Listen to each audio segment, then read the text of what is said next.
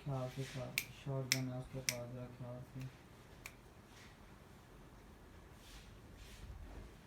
पीछे वाले की टेंशन नहीं है, ये एक ही है, बाकी वो ऊपर भी होगा शायद, वो दूर है लेकिन इधर एक नजदीक है। देख लो।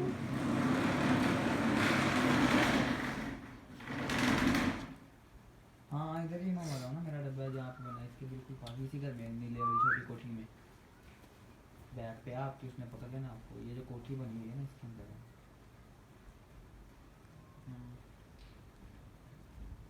वही तो, ये तो मसला है उसमें, क्या आप उनसे भी दूर हो।